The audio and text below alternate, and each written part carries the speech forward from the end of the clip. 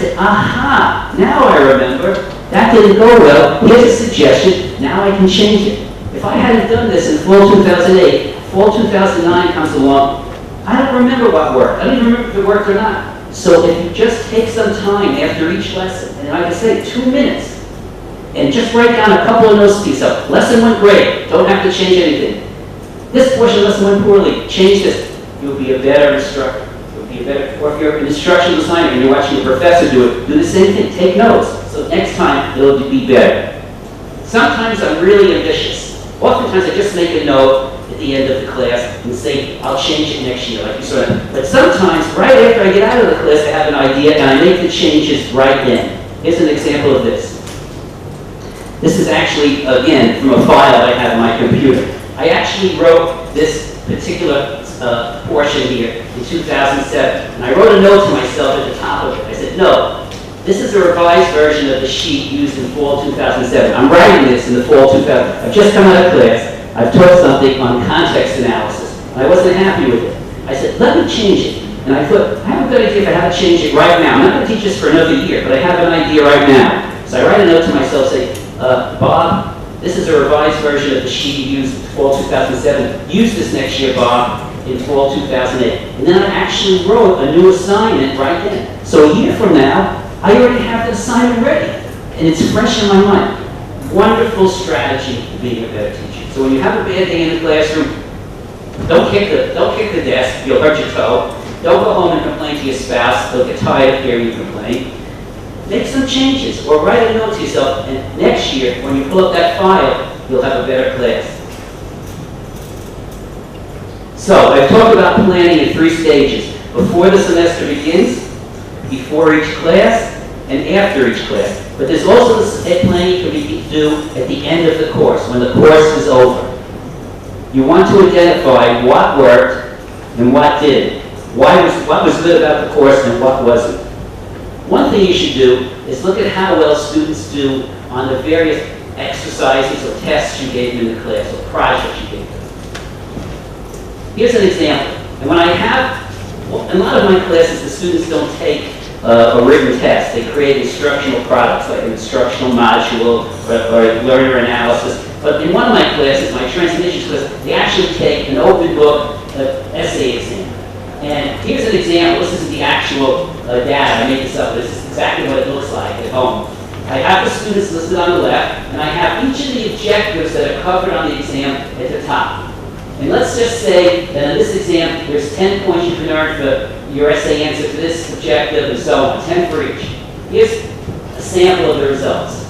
So typically, when an instructor creates a table like this, what column does he look at? He looks at this column. Because this column tells us what the overall score on the exam was, and we see student A got 38 out of 40, so maybe they deserve an A. This guy got 29 out of 40, maybe he deserves a C. And we look at that, and then that's it, we're ready to move on. But if you're a good professor, you just don't look at how well the students did. You look at how well you did. This column, this row, tells you how well you did. Now look at that row.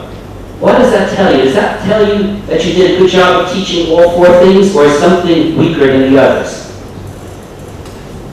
The answer is obvious, isn't it? Which one was I weak at? Number 3. Look, the students could have gotten 10 points on each of the exam questions. For question number 3, or objective number 3, they only got an average of 6.1. Now, when I look at that, I could say a couple of things. I could say, oh, I remember that day. The students were very sleepy that day. They didn't learn anything.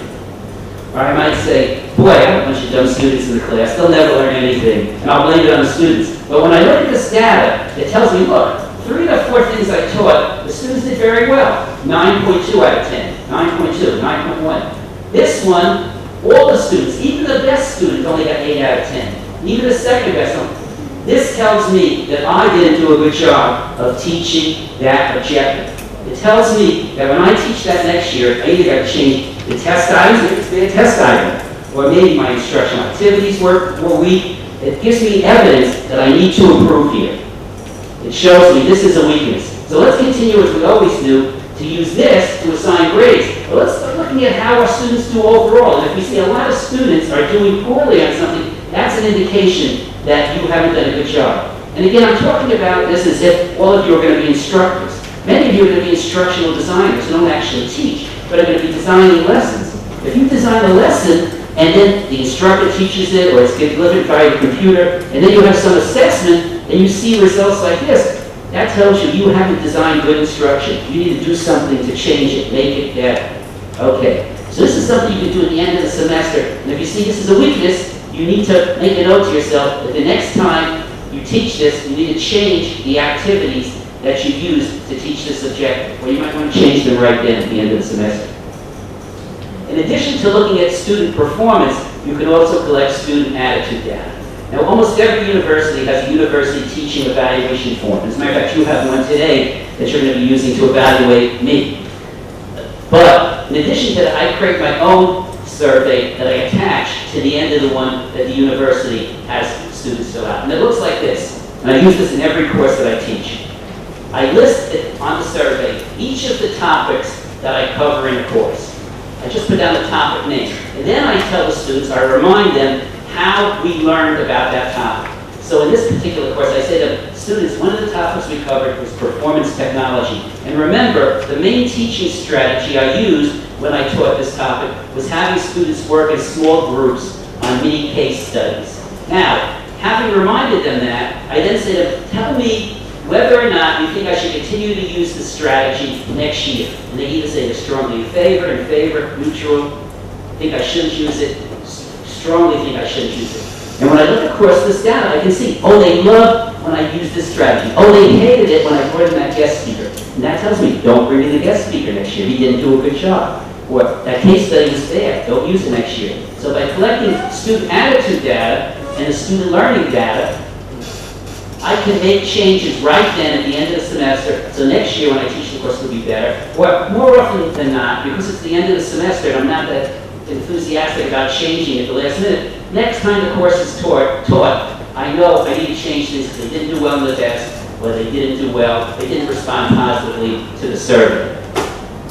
Okay, so in summary, with regard to planning, I think a good professor or a good instructional designer can plan at 4 different times: before the semester begins, before each lesson, after each lesson, at the end of the course. And if you do that and revise your instruction based on the things that were weak, you're going to have a much more effective course the next time. Students are going to learn more. They're going to have more positive attitudes.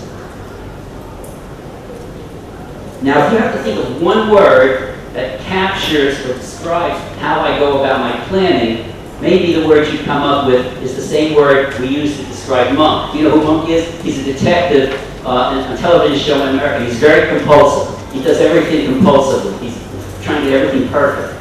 Well, my planning is a little like that. You see, all this planning I'm doing is very compulsive.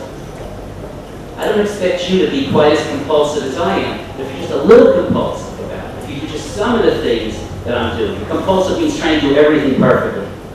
If you're just a little compulsive and do some of the things I do about planning, you're going to be a more effective instructor, a more effective instructional designer.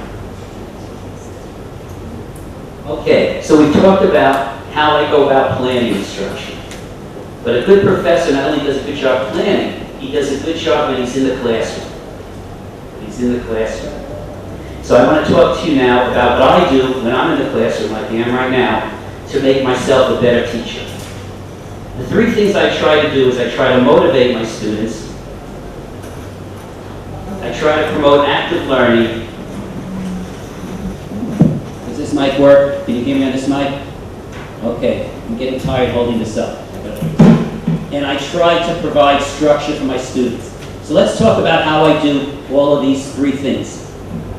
Motivating, providing active learning, providing structure.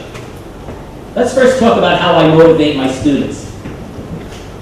The first thing I try to do is I try to remember the names of every student in my class. Now, if you have more than 30 or 40 students, it's impossible. At least it's impossible to do it immediately. But if you have a class as large as 30 or 40, I believe within a couple of days, or sometime on the very first day, you can remember every student's name. So what I do on the first day of class is I go around the whole room and I ask each student to tell me 5 things: their name, what degree program they're in, how long they've been in the program, where they live, and their major. So well, there's 5 things I mentioned for you. As they're saying these things, I write down their first name. And I try to remember something about them so I can recognize them. And then, after they've all introduced themselves, I say, okay, students, let me see if I can remember your names. And I start going around the room, and I say, oh, that girl back there, that's Carm. And this lady over here is Sarah. And this is Parton, see that? Now, that's only 3, so I'm not saying I can do it. But that's what I try, and right away, it's, wow, this professor is really trying to get to know us, to understand us. And even if I get some of the names wrong, and as I get older, I make more and more, they say, you really tried hard. And if I forget somebody's name, oh, I'm so sorry, and they like it. So trying to remember their names immediately gets you up. And Nguyen, right? There you go. Okay. So this helps a lot. Establish rapport with your students. They right away want to learn. Great strategy. Try it. And don't be afraid if you get some wrong. Try it. And if you can't learn it on the first day, learn it over the week. Take a week. So by the second week of class, you should know everybody's name. Unless it's a gigantic class. Okay, next thing I do is I try to employ humor. Karen said before she likes a professor who employs humor. I'm not here just to tell jokes, but having a nice attitude in the class, a light attitude, will get students to like you better, and they'll do better. Let me show you an example of the humor I employ. One of the courses I teach, we cover the history of instructional media. And I give the students an assignment where I ask them to read a small chapter about the history of instructional media. And when we come into class the next day, I put up this very slide. This is one of the slides I use. I say, okay, students, last night we read about the history of instructional media. What important instructional medium was born in around 1910? And somebody raises their hand and say, instructional film. And I'll say, how many think so? And everybody raises their hand and says, that's right. And then I say, that's right. So I show them that it's right. And then we start discussing instructional film. Then after we talk for about 5 minutes, I say, okay, students, what important medium, instructional medium was born around 1920? And somebody raises his hand. I call them instructional radio. How many think instructional radio? Raise his hand. Right. And we talk about that for 5 minutes. Then I say, okay, students, what important instructional medium was born around 1950? Somebody raises their hand. Instructional television. I say, how many say instructional television? Everybody raises their hand. I say, no, students, that's wrong. The most important instructional medium born in 1950 was Bob Reiser. Get the joke? Bob Reiser. I didn't get as much laughs as I usually do, but that's okay too. Students like that. And then I change the slide, of course, then it says birth of instructional television. But the students see, oh, Dr. Reiser likes to have a sense of humor. He doesn't feel bad if we make fun of him a little bit. He's one of us. They like that. It helps establish rapport. It helps them like the class. When if they like it more, they're going to learn. So that's the kind of humor that I use. The third thing I like to do is include enjoyable activities. Lots of my classes, I have the students play games, get in debates, and so on. Oftentimes, not oftentimes, but at least once a semester, I'll bring in a picnic basket. A picnic basket. This isn't a picnic basket, but I'll bring in a picnic basket, and the students will be wondering, what's he doing? I say, okay, students, I shake the picnic basket. I say, there's something in this picnic basket, and whichever team wins the game is going to get what's in this picnic basket. And then we break them up into teams, and we play a game. Now, it's just not a fun game. It's a game where they are expected to learn some things that they study.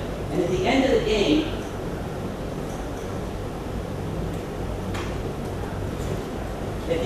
game, I ask each team to raise their hands, and the team that has the highest number of points wins the game. And they say, okay, the winning team's going to get what's in this picnic basket. They've all been, and then what do? I pull out copies of my book and give it to each of the winners of the winning game, of the game. So the students play the game, they learn a lot, I hold my book upside down, and they get a copy of the book as a prize. So doing things like this gets students interested. They want to learn. It's just a wonderful way to engage your students. Can I keep this? No, this is yours. That's what I do each place I go. I give them the book and I take it back. Okay. Another thing that I do, and you see me do this, you'll know that this is true. There's a famous movie in America called Stand and Deliver. In that movie, a teacher teaches some inner city children who don't have much money how to solve calculus problems. But that has nothing to do with what I'm talking about. That's the name of the movie, Stand and Deliver. My motto is stand and move over. You've noticed that I've been walking around the room like crazy during this lecture, right? I do that all the time. All the time. Why do I do it? For a lot of reasons. One reason is if Karen raises her hand and asks a question, if I come over here and stand next to Karen, nobody else is paying attention. I'm having a conversation with Karen. Or if Dr. Ram asks a question, and I've seen this happen and I stand here and start, nobody else is paying attention. If instead I move over here when Dr. Narang is speaking, he turns and he's talking to the whole class. Now we're all engaged in the conversation. Or if I see somebody's in the back row here sleeping, I might come over, she's not sleeping, but I might come over here, I'm not going to say anything, but I'm going to just stand here like this for a minute. She's going to wake up. She's going to wake up and start paying attention. So, by moving around the room, you can keep students involved and interested. It tires you out. And as I get to be older, I can't do it as much. But it's a good way to keep your students interested. I employ media. I gotta slow down, I'm enjoying this so much. I employ a lot of media. Because when you employ media, they're not just listening to you. They're getting the key ideas from the media as well. It's keeping them interested. And finally, I remain enthusiastic. Almost all of us love what we do. And we're trying to teach others about what we love. So if you love what you do, let people know you love it. Show them you're enthusiastic. And if you're enthusiastic, your students will be enthusiastic too. The number one comment I get on student evaluations, in the open-ended portion of the evaluations, Dr. Reiser was so enthusiastic about what he taught that made me want to learn more. So if you're enthusiastic, don't be afraid to show you're enthusiastic, even if he's talking a little fast. Show them your enthusiasm and they'll learn more. So, in summary, one of the three things I do in the classroom, is I try to motivate my students. Now, these are 6 different things, and it's very hard to remember all 6 of them. So here's a little thing that will help you remember all 6 of them. If you don't get it, that's my last name. I'm supposed to get some more laughs for that, people. Okay, so that's a joke that I use. Very clever, right? Thank you, thank you. Give them an A. Now, what I want to do now is show you a video. In this video, it's from the movie Dead Poets Society. How many have seen that movie, Dead Poets Society? It's a movie with Robin Williams, the American actor Robin Williams. In this movie, he's teaching poetry. He's a poetry teacher in a high school for boys. Boys are not particularly interested in poetry. I'm not even interested in poetry. As an old man, I'm not interested in poetry either. So he has to come up with some activities that will motivate his students to want them to learn poetry. Now, I'm not suggesting that you do exactly what Robin Williams does, but let's see what he does to try to motivate his students to learn about poetry. Why do I stand up here? Anybody? Feel taller. Oh. Thank you for playing Mr. Dalton. I stand upon my desk to remind myself that we must constantly look at things in a different way.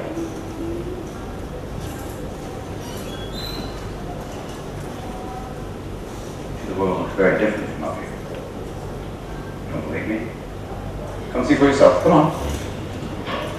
Come on. Just when you think you know something, you have to look at it in another way. Even though it makes me silly or wrong, you must try. Now, when you read, don't just consider what the author thinks. Consider what you think. Boys, you must strive to find your own voice.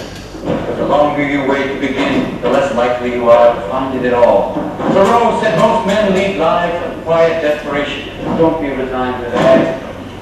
Break out.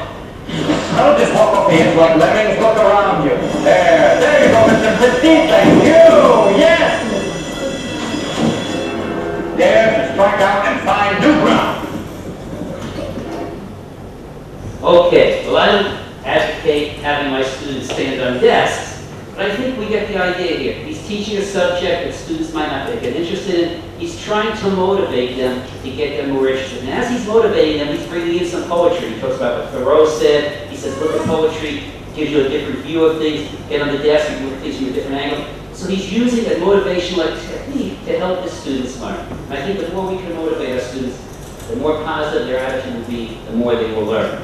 So I'm very big at motivating my students. The second thing I try to do is I try to promote active learning.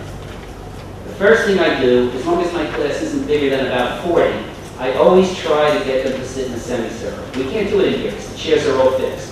But in almost every class, actually in every class I teach, as long as it's 40 or less and the room is big enough, and it's usually enough to, I put them around the perimeter. I say, students, move these chairs. I don't want them seated like it. Why do I want them to sit in a semicircle? So they're looking at each other, not just as me. So when somebody says something, everybody else hears it. It's easier for, we don't want people in the back room sleeping. We want everybody to be participating. I'm looking at all of them, they're looking at one another. Really helps getting through this. We want proactive learning. Get them to sit in a semicircle, they'll be more likely to participate. Today I'm lecturing. While I'm doing this lecturing, I rarely do that in class. I've actually asked you a question or two here, which is unusual for presentations, but when I'm in my class, I always ask lots of questions.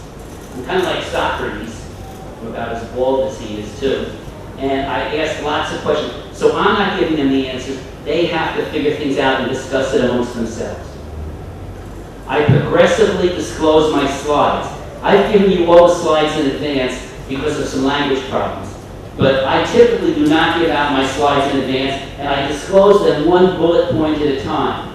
Why do I do that? Well, think about earlier in this lecture when I asked you to identify 3 ways that you judge teaching effectiveness. Remember we started out the lecture? I said, think of 3 ways you can judge teaching effectiveness. If I had simply put up those 3 bullet points, you wouldn't have had to think at all. You just could have copied down what Reiser wrote. Instead, I asked you to think about it first. So we're engaging you. I'm getting you to actively think about things.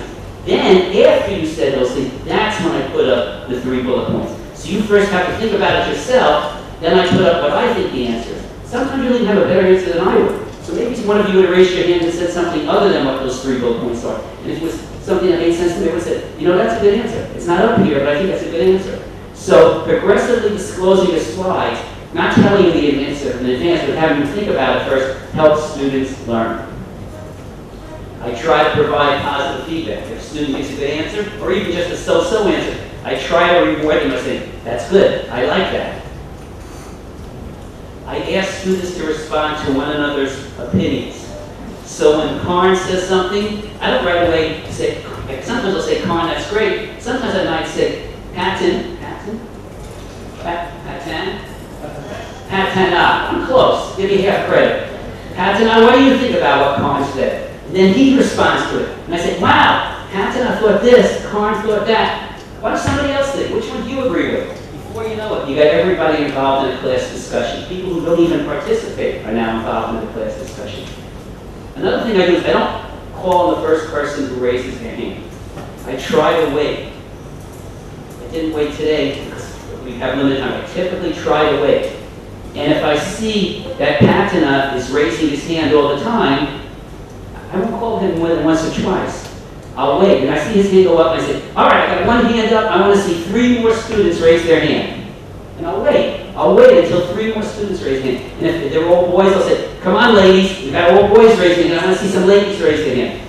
Finally, when I see enough hands up, then I'll call on somebody. And I'll try to call on somebody who hasn't participated before to get them involved. So asking lots of questions, trying to get students to respond, it's going to promote active learning, it's going to promote thinking, and they're going to learn more. I also try to refer to comments students mentioned earlier. So Karn was our first student to speak up in class today. Notice how I kept on coming back and mentioning her again? I said, as Karn said earlier, that shows her I not only thought about what she said when she said it, I'm still thinking about it and referring to it. So referring back to comments students made earlier is a great technique too. And the last thing I do is I use lots of small group activities. Right now we're all sitting here as one large group. I'm talking at you. Maybe 50%, 60% of you are paying attention. The remaining ones of you are thinking, when is this guy going to be over? What's for lunch? Or what did I have for lunch? So when you have a large group, some pay attention, many don't. I find that when we break students into small groups of 3 or so, and give them a very structured activity to work on, the vast majority of students are actively engaged in the learning process. I go around the room, watch them interact with one another, and I see oftentimes 80-90% of the students are really trying to learn, are really practicing the activity. But it has to be structured. It has to be structured. You can't simply go around the room and say to the students, discuss this issue. That's not structure. Let's talk about structure. So how do we structure things? Here's how I try to structure things in my classroom. I typically use this strategy on a regular basis. I start out the day before or the week before the lesson telling the students what they're expected to learn for the next class lesson. So I tell them what the objectives of the lesson are. I give them a reading assignment, and I try to keep it very brief, because you give them less to read, they're more likely to read it. Pick out the most important things, have them read those, they'll read it. Tell them to read 50 pages.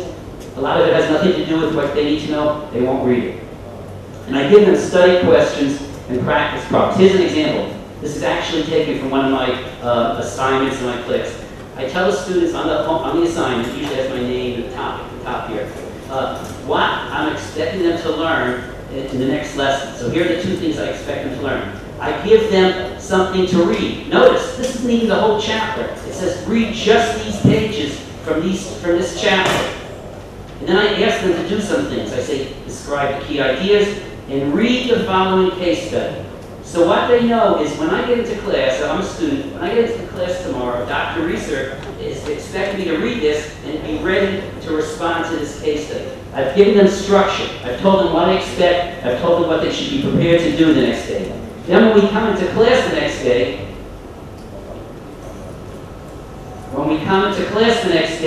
I break the students into small groups and say, okay, each group discuss the case study. Discuss your case study. Now, if one of our students here didn't read the case study, and she's in her small group, and I walk over to the small group, and I'm listening to what they say, I notice she hasn't said anything. Tomorrow, when we teach the next class, if she hasn't said something again, I'm going to come over to her after class and say, I noticed the past 2 days you haven't participated in this. Why? We'll get a little discussion. Maybe I encourage her. Now, she always does her homework. She's a very good student. But I just use an example. So breaking them into small groups, requiring to do things in small groups will help them learn more. So I encourage you to do that. Give them structure. I use slides and handouts to emphasize the key points, again related to the structure. And at the end of the lesson, I review the objectives, review the key points. So, in summary, what I do during class is I try to motivate my students, I try to promote active learning, and I try to provide structure for my students. Okay? That's what I do during class. Finally, let's talk about the support I provide to students outside of class. I do 3 things. I have class listservs and emails. I set up class websites. And I give them detailed feedback on assignments and exams. Let's talk about each of these 3 things. Well, listservs and emails. Do you have a listservs and email system at your university? I'm going to stop for just a minute. I need to take a break here for just a minute. Okay? I want to get some water.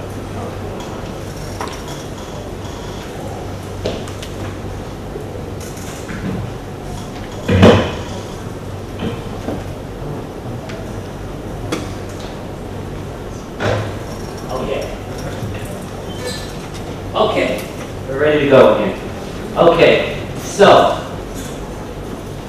I'm going to go back a slide.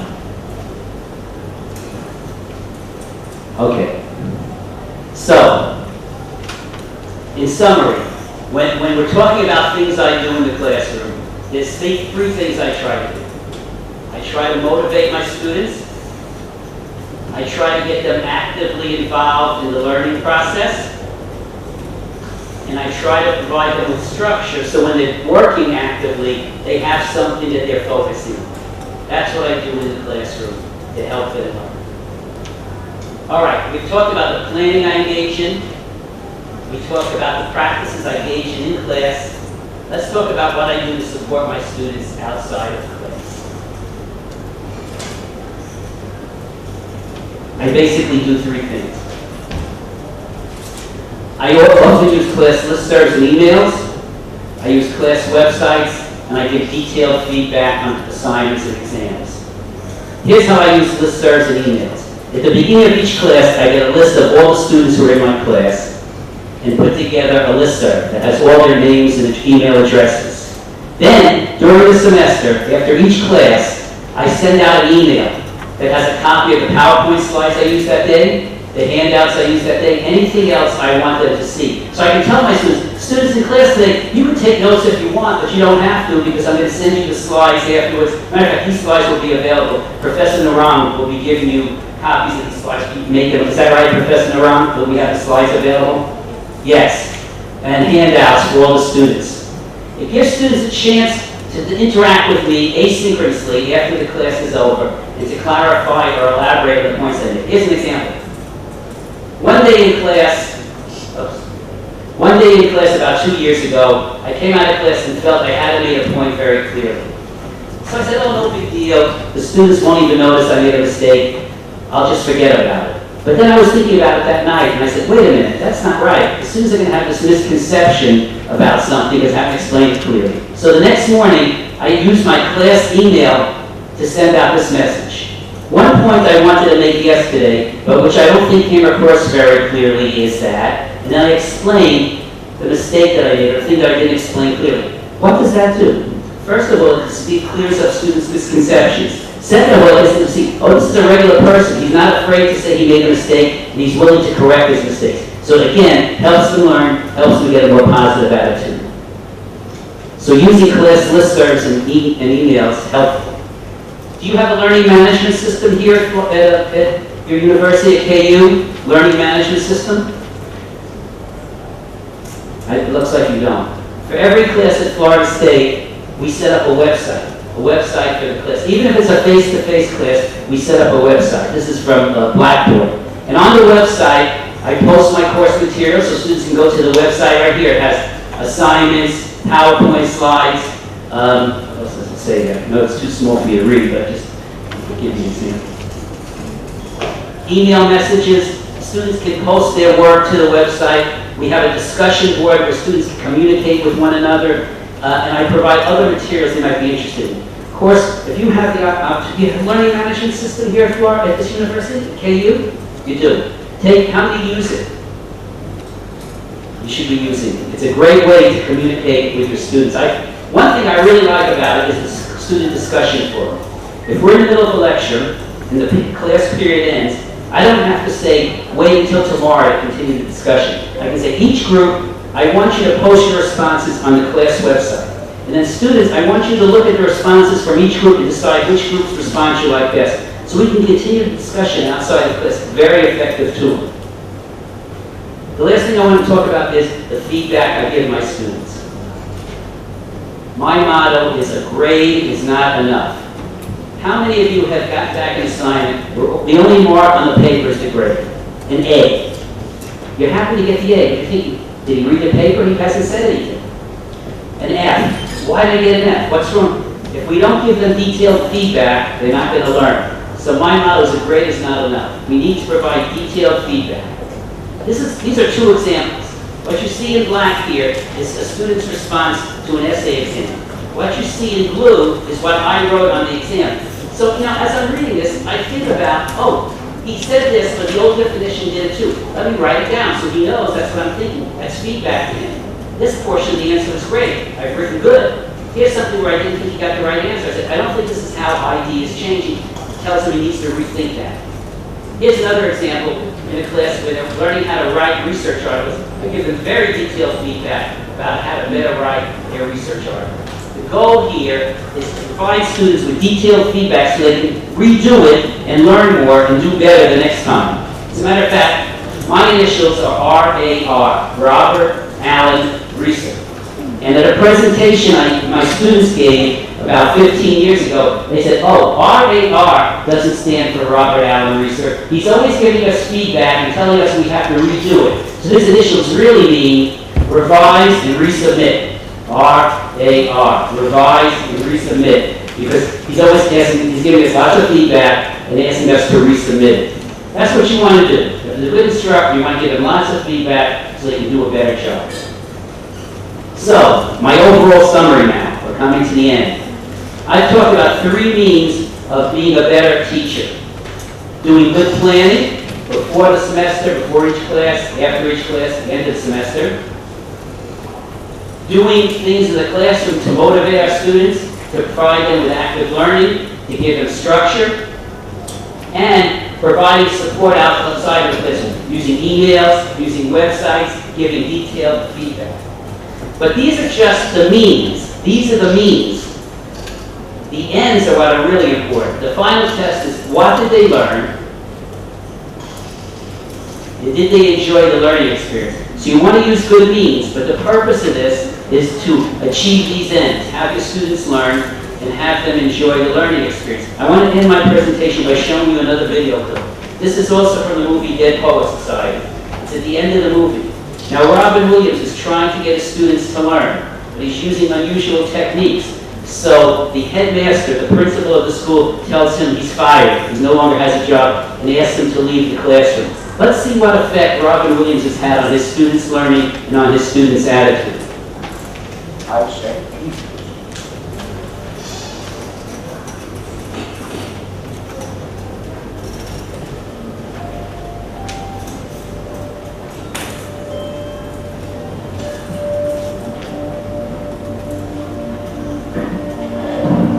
Captain, my captain.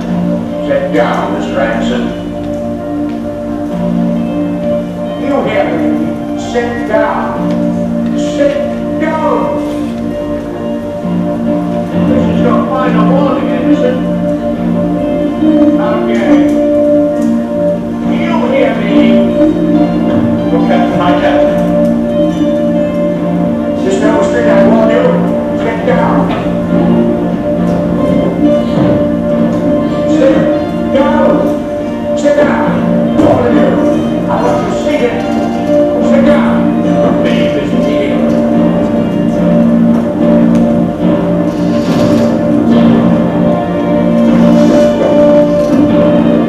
Over. Down. I want you to sit it. Can you hear me?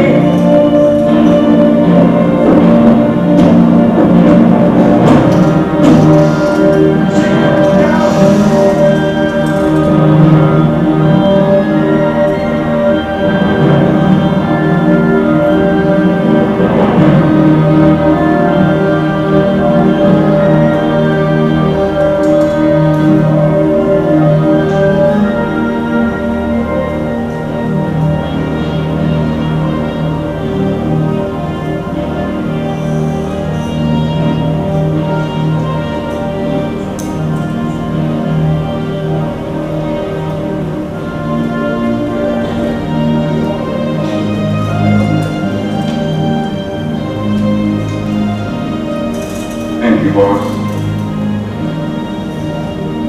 Thank you. Okay. I don't expect students to go into open rebellion against their principals, but I do think what we see here is that a teacher worked very hard to get his students to learn, to be caring about what they're learning. They get up and show that. They cite some things from poetry, and as a result, he's had a great impact on his students.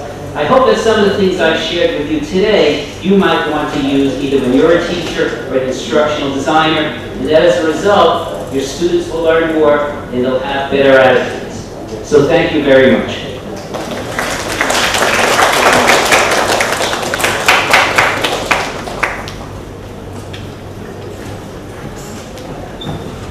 Anybody who'd like to take pictures, come on up. I'll shake my hand.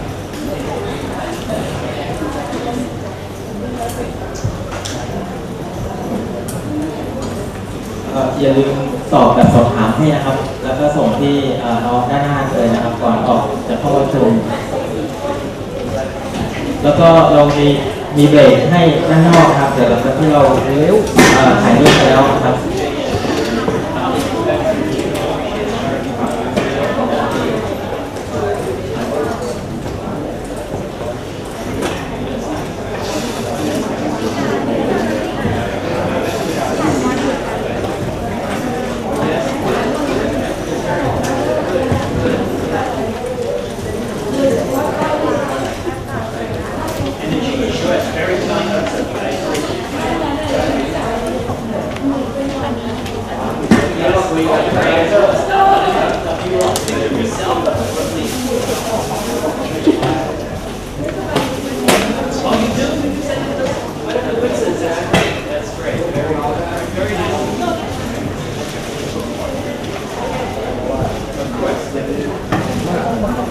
เดินด้านหน้าได้เลยนะครับ